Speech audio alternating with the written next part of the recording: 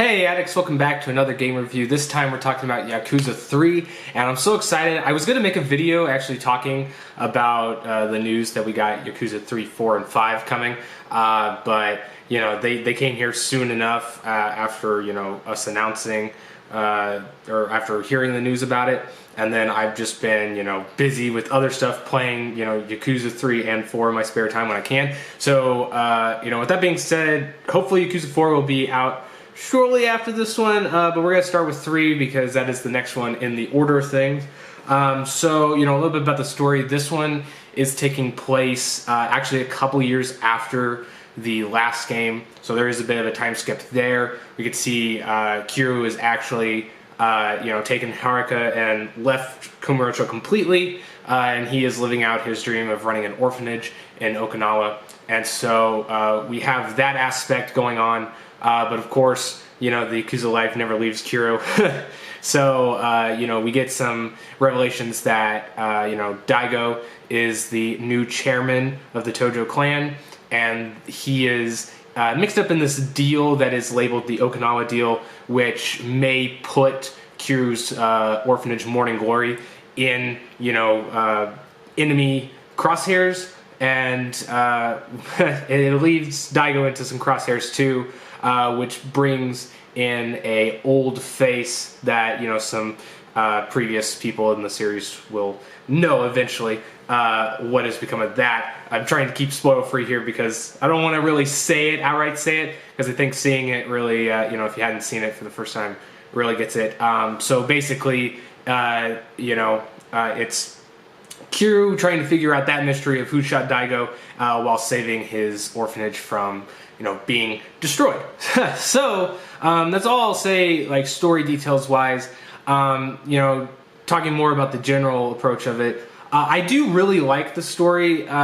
These games always have a great story, so it's not really, you know, too negative in that side overall. There is a few things in it that I think this is the one I'm most, if I can pronounce, most torn about, because there is some different elements that they do to kind of mix up and refresh the game. For instance, with the orphanage, it brings in like a slice of life almost feel to it at the very beginning. But I do think it's very mixed for me, because in a lot of ways I do feel like it hindered my enjoyment of the game overall. But that's not to say it hurts the story, because I think it really does, you know, because of how much they capitalize on some of that stuff early on with the slice of life moments, you know, really getting to know these characters and slow it down a bit. You know, it really does lead to that paying off in the way that they wanted it to later on for the story. But from a gameplay standpoint, it does, in a way, kind of hinder it, but I think that's mainly because, like, we know how well they do the crime and noir side of the story, that when we get little snippets at the beginning about what's happening, and then we're kind of forced into, you know, seeing stuff and dealing with stuff at the orphanage, it's kind of like, you know, you see that as boring and you're just like, I want to get to the other part, you know, and beat people up. So, you know, again, it's kind of like that half and half, but I think if you've appreciated the other stories in the series, you know, I think you'll absolutely love this story. But also, I do respect the story a lot for them taking it in this direction, because, I mean, it's kind of like the obvious direction, like, Kiryu would go in. I mean, that's kind of where he's wanted to go, so, you know, I'm glad that they didn't take that away from his character. But there is some other stuff, you know, because of that makes it feel a little different. For instance, since the, you know, the orphanage side, even though it is part of the story and essentially part of the beginning of the game, the, I guess, overall story of, like, what it wants to go for, or what it wants to tell with the Tojo clan, it does feel like a shorter game, and it does have less chapters than some other ones in the series, but you know, it's just kind of like, it's going to take you about the same amount of time, I think, but as chapter-wise, it is shorter. But, you know, there is some good things that I think the story leads into gameplay segments, which we'll talk more about But, you know, since I said, you know, Kiryu is in Okinawa, we do get to play in like the downtown area of Okinawa, and that is opened up very early on in the game, so that is actually one of the plus sides of, you know, being at Morning Glory, because we get this completely new area to run around and explore in, and like I said, very early on. The only thing I want to say left about the story is that there is a couple of story threads that they feel a little rushed, or maybe you know, like it builds up to it for most of the game, and then like when we get to that revelation, or the kind of like the payoff of that thread, it just kind of ends very quickly, and you're just kind of like, oh, that's it. Okay. So that stuff is, you know, a little disappointing. There's like one of the main threads of that, I think, is kind of redeemed in Yakuza 4 because they connect it. So again, this is where it kind of hits and miss, or it's like a mixed bag here and there. But the thing that I would say is probably, it's not really part of the story, but it is mixed with the story. And there's these kind of like, it's kind of like a forced side mission, if you would, but it is, you know, it has cutscenes with it. And it's just kind of a waste of time. I think there's definitely another game in the series that I played that it did this. I believe it's Yakuza 1, but it might have been Yakuza 2, where it had the Forest's child wanting to run off with their lover. And it's kind of similar with this. It's like a young love story type thing that's just like a, you know, it's only like 2 missions, but it's still like 30 or 40 minutes of gameplay. And I will say in this one, it is optional, unlike the other one that I'm recalling, where it was just like, yeah, you had to do this to progress forward. So in a way, you know, it's like, it can't really be called a waste of time to the story if it's optional. But I mean, I'm sure, like, for all you fans out there of the series, and for myself, it's like, well, I don't want to miss out on something that may be important or I might like, you know, so I'm going to go ahead and do it. But afterwards, it was kind of like, oh, well. But, you know, that's all I want to say about the story. Pretty much covered everything I wanted to say on that. Moving on to the gameplay side of things, like I said, you have Okinawa, and this leaves into, you know, new side stuff that you can do. I'm just going to list a few of the things, you know, good and bad, that are different or I liked about it. And some of these are, you know, focused mainly on the Kamurocho side or the Okinawa side, or most of them, you know, bounce back and forth between being available on both locations. But running off of the good is weapons. Now, this isn't a new thing in the Yakuza series, but it is a element that they kind of evolve in this series, or in this entry of the series. And I think it's for the better. They added some more moves. It's not so much just like, ha, ha, you know, they got some techniques in there. Granted, it's a little weird because the way I've played the series is I've played, you know, Yakuza 0, then I played Yakuza Kiwami 1, and then Yakuza Kiwami 2. So because those are technically newer games, some of this stuff is in there, but, you know, it is like done differently. So instead of like, you know, in Yakuza 0, or if I can talk, instead of in Yakuza 0, where you had to do like fetch quests, or not fetch quests, but you had to do like the send people out to find materials, and then, you know, go to the weapons dealer and have them make the weapon. It's mainly like you find the materials, or you get them from, you know, certain missions or wherever, and then you go and have them made. But it's a little bit different in the sense that you need catalogs or like blueprints. So, you know, I don't really use weapons in the series. I've dabbled with them, but I've never like gone out of my way to make any of like the best weapons.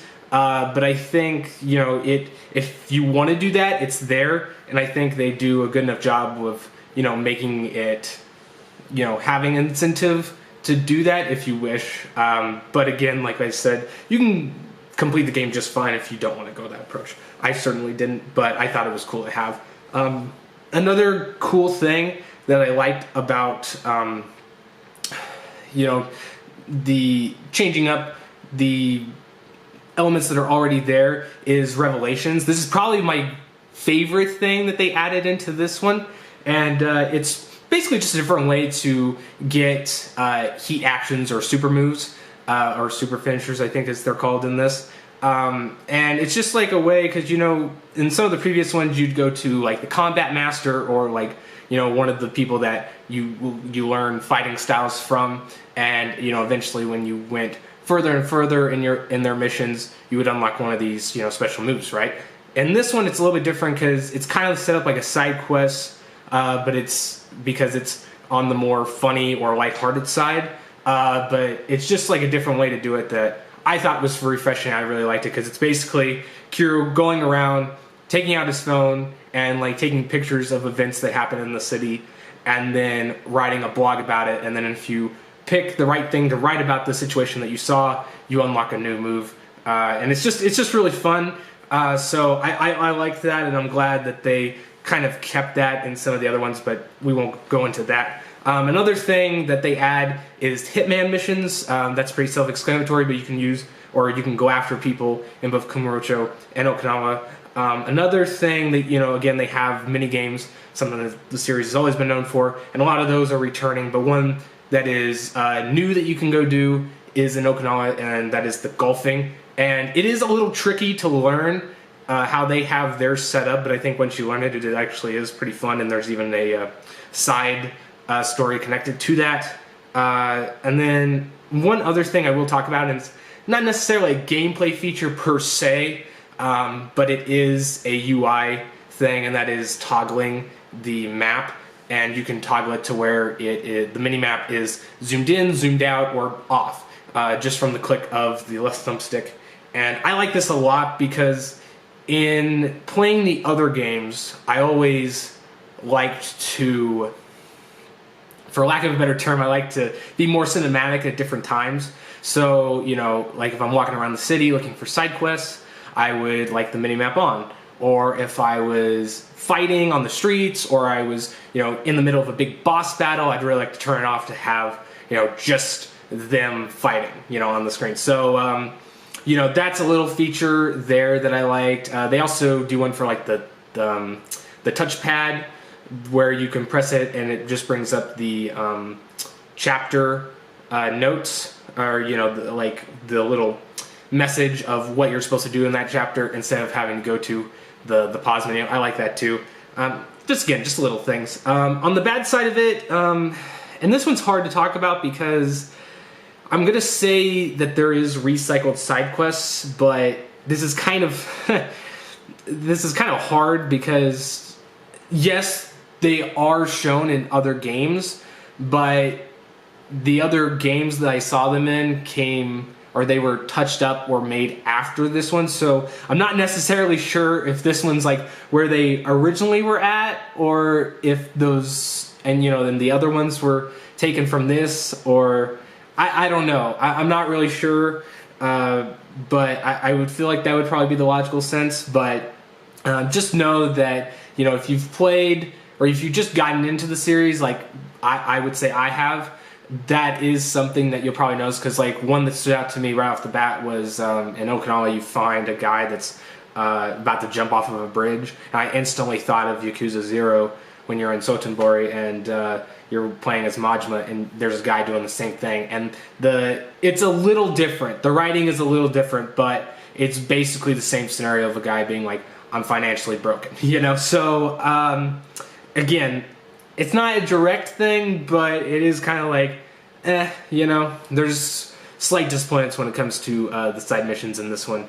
The other thing too is the leveling system, and the leveling system is probably not as bad as I'm going to make it sound it if you really know, if you just play the game for so many hours, or you if you've memorized at this point like what core abilities or moves are associated with which category of upgrades. For instance, you know, there's body, soul, technique, heat. So if you know which ones you like or in which category, you'll probably be fine, and this doesn't have anything to do with you. But I think, you know, even from like a gameplay standpoint, it is a little because the leveling system doesn't really show you what abilities are in those skill set, or those skill trees, for lack of a better word, you know, very early in the game. So for instance, there's one that I think is absolutely essential, and where you can kind of extend your combo, or you can grapple in your combo, you know, sacrificing some of your heat gauge. And those, like, it doesn't tell you that those are going to be in there, or it doesn't preview them unless you've already gotten to the point where you're spending everything in that category. So that is one change up. You know, the leveling in terms of like getting points, spending points, is kind of like a mixed bag for me. I mean, you can always look back in some of my other videos of the different entries of which ones I've liked and which ones I haven't liked. But I think the main thing with this is not so much, you know, the gaining and spending of experience points as it is just showing what abilities go with what. Because I'm one that, you know, I know which ones I like, but I didn't necessarily, you know, picture what category they were in. And again, you could say that's on me, and in a sense it is, but, you know, still though, with the game, it has to be, it can't be confusing, or it needs to be straightforward, and at least in some regard, right? So I would say that is still a negative in my book overall. The other thing that is just kind of like flat out, I don't have any problem saying it, and I'll stand by it. The chase scenes in this are garbage. I hate the chases in this. It's kind of a mixture of everything. There's some things where it's like just a little nudge of a, like if you're running, there's pedestrians everywhere and they just spawn out of nowhere. And if you just hit, just like the little edge of their arm, if Kiro's arm hits one of the pedestrians' arms, he'll like stop and kind of like just sit there for like a couple seconds before you can start running again. And it is really frustrating knowing that there is QuickTime events, even in the chase scenes, not even just the main game. There's QuickTime events in the game, but, or like button, not appearances, but, you know, flashing up to press it.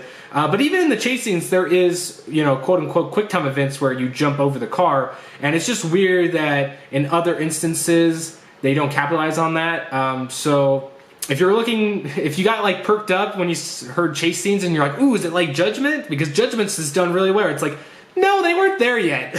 So, you know, now that is different, a lot different, since I've been playing Yakuza 4. But again, we're talking about Yakuza 3. But yeah, just know those aren't going to be your friend. At least I didn't find them too entertaining.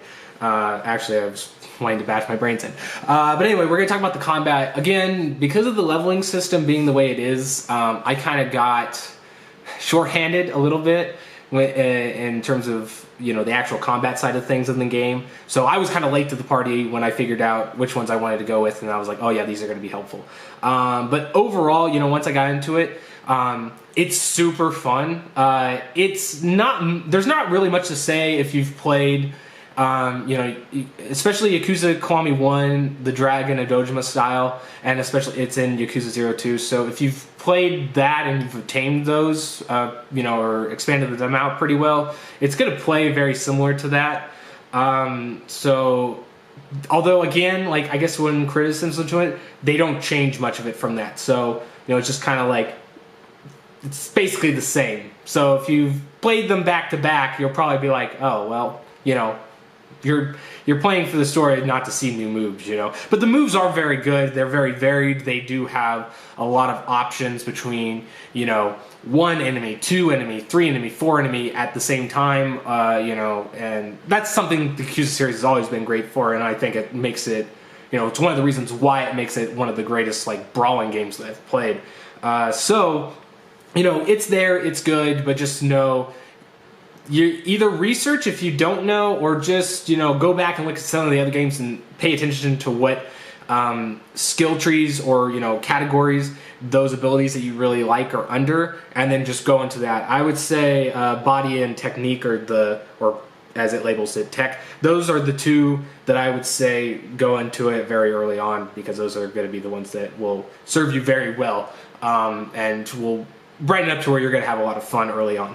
Now, I would say it's not necessarily my main focus of this review, but I do want to touch on it, and that is the remaster aspect, or the remaster factor. And that's that, you know, it looks good for, you know, being an older game that is remastered. I think The bigger thing is that it runs really well. It does feel like 60 frames. I don't know if it is actually 60 frames, but there is no lag. There's no texture popping. I mean, I would assume not, given how, like, you know, it looks good, but it doesn't look like great in terms of like what console generation we're on. Again, like I kind of was alluding to, there is some hints that this is an older game because, you know, some of like the textures, you know, or like the character models aren't looking as crisp as some of like the main cast or like in the story mode. So like if you go on the street and you're looking at the run-of-the-mill goon or like the run-of-the-mill pedestrian, they're gonna look kind of ghostly and just a spawn of Satan. But you know, the main guys and characters look pretty well. You know, for my verdict, I would say, again, it is a little hard because I didn't initially play the game when it first released. And so the first time I'm experiencing it when it was initially released. But with that being said, it's still worth it to me. Like, if you just love the story, or, you know, you play this primarily for the story, you know, you're gonna want to play this, and I think you're gonna have a good time playing it because, I mean, you know, it feels just like the other ones, even if it's older than maybe some of the versions you've played of the early entries. Again, though, not really the best one, and honestly probably the weakest one I've played so far. But, you know, that's looking at it as a whole. But I think direction-wise, story-wise, still pretty good and worth your time. So if you guys have the chance, or if you got the money to pay for any new game coming out, just go and pre-order the Yakuza collection, or the Remastered collection, I think it's called. Just go and get that, because holy crap, you get such a good deal. You get all these games that you can play, and you know, I think that makes it like $20 or less than $20 that I actually paid for this individual one. So go and do that, because it's definitely worth it. I'm gonna shut up because I'm probably gonna go back and play or finish Yakuza 4 because I'm almost done with it, and I got plans later today. So I will see you addicts later, and as always, peace.